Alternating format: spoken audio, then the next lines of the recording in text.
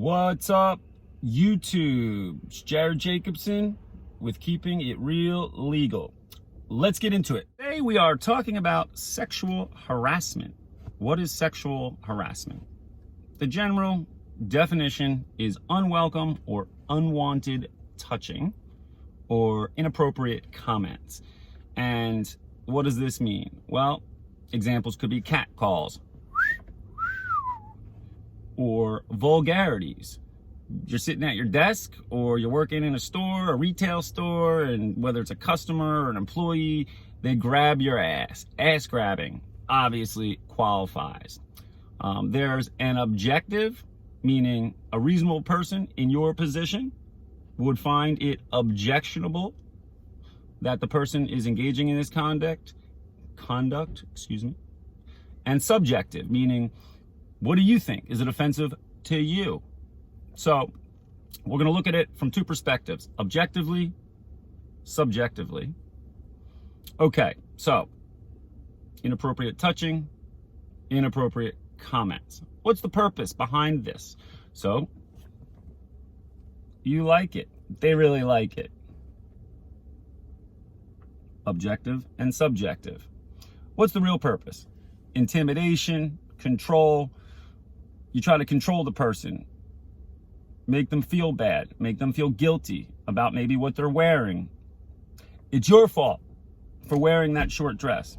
It's not. You can wear what you want. You're not asking for it, right? That's placing the blame on the victim rather than the person who is the perpetrator.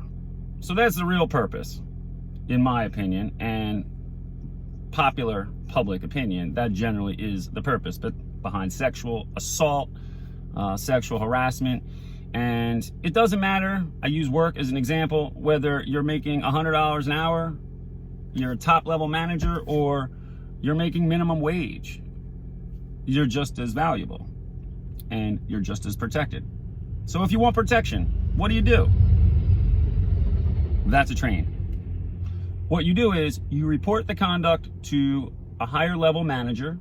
You go as high as you can. Maybe there's an employee handbook if you're an employee working, for example. That's how you get your protection. And if something happens to you, for example, you get fired because you reported it, well, that's illegal retaliation. It's no consolation if you get fired and you have a legal claim. However, you might get fired anyway for complaining. So you might get fired for not complaining. Maybe the person that's doing the harassing has the right to fire you, but you have legal protection. I'm Jared Jacobson, and that's the type of work that I do. We see these situations very often, and that's sexual harassment in a nutshell. That's the short version. So if you have any questions, please leave them below. I hope that's clear. It's Jared Jacobson at Jared Jacobson Law, keeping it real legal.